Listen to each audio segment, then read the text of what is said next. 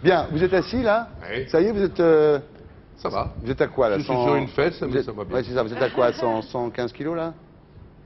Ouais. Peut-être un poil plus. Oh là là, il Ah faut ouais. faire attention. Là. Regardez le bébé à côté. Regardez. Non, ça va très bien aussi. Non mais le problème avec moi, c'est que quand je fais 125 comme aujourd'hui, Ouais. je suis aussi leste qu'à 95. Bah oui, bien sûr. C'est ça le problème. Bah, c'est l'ancien joueur de rugby, on va en parler, hein, bien sûr. Vous connaissez Jean-Philippe Lafont? Type extraordinaire. Qui ne le C'est connaît avec- pas, qui ne le connaît pas. Bah oui, bah, vous savez, avec Nathalie Dessay et Roberto Alagna, vous êtes aujourd'hui l'un des rares chanteurs français à poursuivre une carrière internationale. Vous êtes trois, hein, il n'y en a pas beaucoup. Oh, il y en a d'autres. Nathalie Dessay, on l'a eu, Alagna, on l'a pas encore eu, mais on a Lafont aujourd'hui. On est très flattés que vous soyez là. Alors, quand on sait comment votre vie a commencé, on trouve effectivement un petit peu, comme on l'a dit tout à l'heure, pour beaucoup de gens ici, un destin absolument incroyable. Alors, on va d'abord faire la promo, et puis après, on va parler de votre vie. Alors, vous savez comment on fait, monsieur Lafont? Je me mets sympa avec lui pour qu'il le fasse.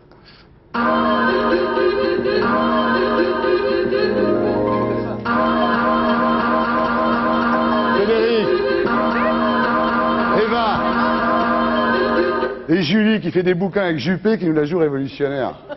Bien. Alors donc ça c'est un CD, donc c'est Falstaff, c'est chez Philips pour le centenaire de la mort de Verdi avec l'orchestre révolutionnaire. L'orchestre révolutionnaire et romantique de Sir John Eliot Gardiner. Vous avez chanté récemment cette version d'ailleurs au Châtelet, vous l'avez chanté à Baden-Baden, au Proms à Londres, etc. Et Falstaff, c'est vous. Vous avez quand même joué 50 fois Falstaff. Et vous dites aujourd'hui j'ai 49 ans, j'ai l'âge du rôle, mais vous avez toujours aimé Falstaff parce que la première fois... Je viens d'avoir 50 le mois dernier. Oui, bah oui.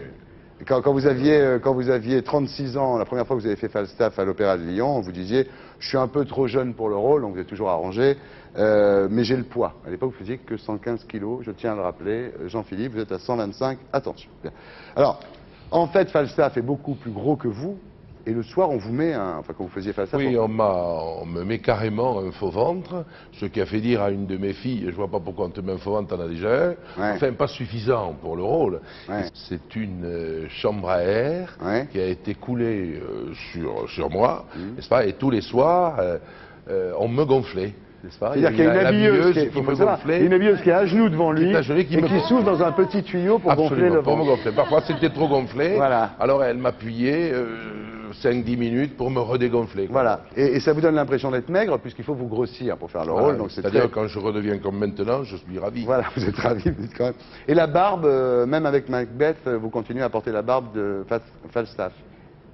C'est pas sûr, c'est pas Ouais. encore décidé. À Ouais. Bruxelles, Ouais, c'est le à la metteur monnaie en à Bruxelles, scène ouais. n'est pas sûr de ce qui va se passer. Ouais. Peut-être tout ça coupé. Ah ouais. c'est Peut-être pas de évident. barbe. Non, mais moi, de toute façon, j'aime bien Bah, vous dites- changer de gueule. Il faut jamais avoir la même. hein. Ouais, vous dites, je suis une feuille blanche, je suis à la disposition du metteur en scène, ouais, ouais. et sauf une fois à Amsterdam, l'histoire, Oui, là, là, non, la damnation de Faust. Oui, là. c'était pas possible. Hein. Il me demandait de caresser le sexe du ténor, je voyais pas, je voyais pas tellement, je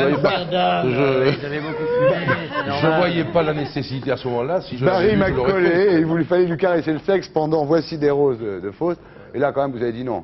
Là, j'ai peut-être un peu hésité. Ouais.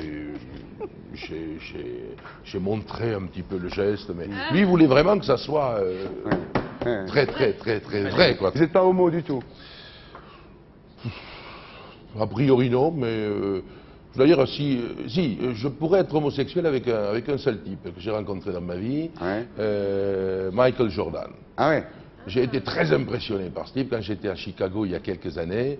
J'ai vu cet homme, je veux dire, j'ai vu un demi-dieu, quoi. J'ai Ouais. vu un type d'une grande élégance, d'une grande correction, génial sur le Ouais, bien terrain, sûr. sur le parquet. J'ai vu quelqu'un que j'avais jamais vu, quoi. C'est un type extraordinaire. De là, à aller. Ouais, non mais enfin quand même, je remarque que c'est l'émission de toutes les révélations, quand même, je dois dire. Eva, il va falloir vous mettre à table là. Alors on passe à votre histoire qui est incroyable. Vous êtes né en 1951 à Toulouse, dans une famille assez modeste. Votre père était employé, agent de l'EDF. Et effectivement, dès l'âge de 10 ans, votre père vous amène à l'opéra, enfin au Capitole, pour voir des opérettes. Et vous voyez la veuve joyeuse, mais enfin votre père surtout y allait pour les filles. Hein. Oui, absolument. C'était pour voir les jambes des filles, Ouais. quelques airs qu'il pouvait siffloter à la sortie. Ouais. Mais bon, c'était plus pour l'ambiance. Et puis Ouais. bon, c'est sûr que l'opérette a un côté un peu plus entre guillemets sympathique Ouais. au niveau des formes des jeunes femmes ou des femmes tout court qui sont sur la scène que chez nous. Quoi. Ouais. Quoique ça s'améliore. Alors, un Quand jour- on voit de c'est... Ouais. Un jour, vous allez voir avec votre père la chaste Suzanne, donc c'est comme vous dites une divette, j'adore cette expression, une divette marseillaise, une divette. Ouais. Et donc vous dites à la sortie, oh papa, je la trouve très belle cette dame, elle est à moitié nue. Et votre père vous répond, moi aussi mon fils, c'est pour elle que je suis venu. Voilà, donc c'était très clair. La divette marseillaise plaisait aux deux. Alors à l'époque, vous jouez au rugby, hein, alors, quand on voit la carrure que vous avez, on comprend, au stade toulousain. Quelle carrure, il n'y a pas de carrure du tout. Je vois pas de quoi vous parlez. Avec Béni, fait vraiment chiclette là. Et alors, après la victoire, vous chantez dans les vestiaires. Ouais. Et là, un jour, un prof d'anglais de Sainte-Barbe, le collège où vous étiez, Henri Agnel, ex-chanteur, très belle voix d'ailleurs, très belle voix de baryton, futur directeur de la scène au Capitole, vous entend chanter et dit il a une voix extraordinaire. C'est-à-dire qu'il joue au rugby, il est dans les vestiaires, il chante pour la victoire. Ce type arrive et... Alors, je chantais même sur le terrain. Ouais. Je me souviens quand on était en touche, n'est-ce pas, Ouais. pour narguer un peu Ouais. les adversaires, je leur chantais carrément Vous chantiez à quoi la gueule. Oh, c'était à l'époque plutôt du style Mariano, des Faites trucs voir, comme ça. chantez-moi, non, faites-moi plaisir. Faites-moi La Belle de Cadix. La belle de Cadiz a les yeux de velours. La belle de Cadiz est partie pour l'amour. C'est peut-être pas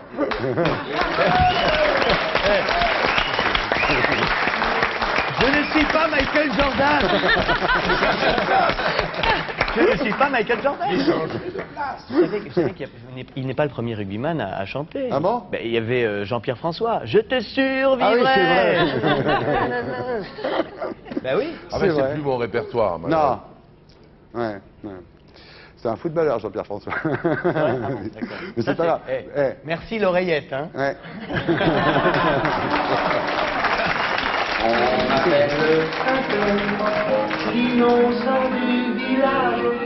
Bien, alors là, vous rentrez au Conservatoire de Toulouse. Et le jour de l'épreuve, vous arrivez très sûr de vous, hein, parce qu'avant même d'avoir appris à émettre une note en place, vous pensiez déjà que vous étiez le baryton du siècle. Oui, Vous dites, tout à hein, fait. grande confiance en vous, sinon vous ne seriez pas Oui, là de oui. toute façon. Hein. Et alors là, comment ça s'est passé, là, ce concours Ouais, pour... j'attendais mon passage et vraiment c'était très long parce qu'il y avait beaucoup de monde avant moi et je me disais tous ces gens sont mauvais, qu'est-ce qu'ils sont venus faire? Alors j'ai auditionné, quand ça a été mon tour, j'ai chanté un air de Lacmé, je me souviens, Ouais. et quand je suis arrivé au premier couplet à la note aiguë, je l'ai canardé comme c'était pas possible, j'ai fait comme on dit chez nous un pain. Ouais. Alors j'ai pris mes lunettes, j'avais des grosses lunettes en écaille, je les ai prises un petit peu furieux, en me disant au deuxième couplet, ils verront ce qu'ils vont entendre. Et le deuxième couplet, ça a été pire, quoi. Ça a été affreux. Voilà.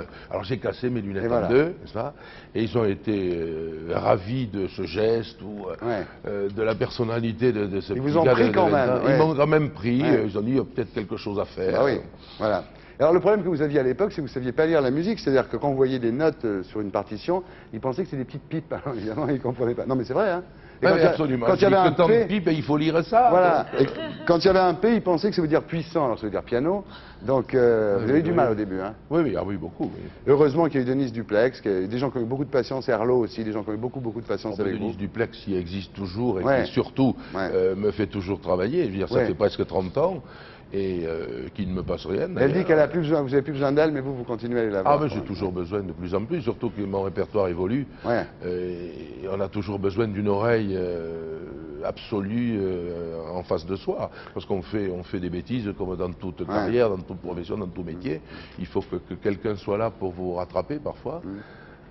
Alors, vous cassez le genou, donc ça arrête le sport, vous rentrez au Conservatoire de Lyon, puis au Conservatoire de Paris. Et aujourd'hui, alors effectivement, vous êtes mondialement célèbre, comme je l'ai dit en commençant, dans des rôles latins, et vous allez vers des rôles, vers Wagner, disons, des choses un peu plus anglo-saxonnes. Oui, quoi, hein. absolument. Depuis 3 ans, il y a une évolution qui, bon, je garde les rôles dramatiques italiens Ouais. et français, mais il y a une évolution qui se fait vers un répertoire allemand. Donc Strauss, Richard Strauss et Wagner. Et à 3 ans, j'ai eu la chance, le bonheur d'être pris à Bayreuth. J'y Ouais. reviens cette année d'ailleurs, pour le Lohengrin. Et il y avait 40 ans qu'un chanteur français n'y était pas allé, alors Ouais. j'étais quand même très, très ravi. Et c'est vrai que ma sensibilité, la couleur de la voix, mon émotion fait que je vais plutôt dans cette direction-là. quoi. Vous dites, je veux retrouver une Être source de logique. vie que je crois avoir perdue aujourd'hui. C'est-à-dire que finalement, avec les rôles latins, vous tourniez un peu en rond d'une certaine façon. Oui, je trouve qu'il y a moins de... C'est surprenant pour un Toulousain, parce que je suis vraiment quelqu'un Ouais. du Sud, avec Ouais. toutes les qualités et les défauts des gens du Sud.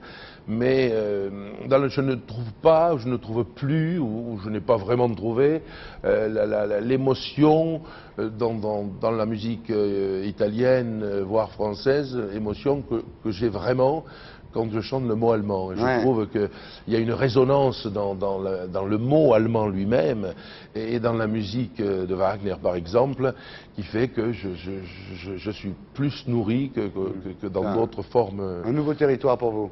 Alors, pour finir, moi, je vais vous me raconter l'anecdote que vous connaissez, parce que l'extraordinaire, c'est quand votre père vient à Paris pour voir Péléas et Mélisande. Racontez-la, parce que ça résume tellement votre vie. Ben, Péléas C'était et au théâtre des Mélisande, Champs-Élysées, je crois. hein. C'était aux Champs-Élysées, c'était Ouais. en 85. Et Péléas et Mélisande est un opéra qui, malheureusement, ne plaît pas beaucoup. Ouais. Et surtout quand on le voit pour la première fois. Et là, c'était pour lui la première fois. Et cet après-midi-là, c'était un dimanche après-midi, c'était la finale Stade Toulousain-Toulon de rugby. Et mon père, qui n'aimait encore une fois vraiment que l'opérette, il faut bien le dire, Debussy, c'était pas son fort, vraiment. Et il avait, et je ne le savais pas, il avait mis une petite oreillette, et il écoutait la finale. Il écoutait la finale pendant que moi je chantais, enfin, que nous chantions le Péléas sur la scène. Et alors il arrive à la fin dans ma loge, il avait l'air fatigué. Et il me dit, ça a été dur, tu sais. Alors je dis, bon, c'est vrai que ça lui a pas plu. Péléas, c'est pas bon. Il est venu parce que c'est son fils qui était en face de lui. Ça a été dur. Et, ah bon, ça ne t'a pas plu? Mais non, ça a été très dur, on a gagné, mais alors difficile.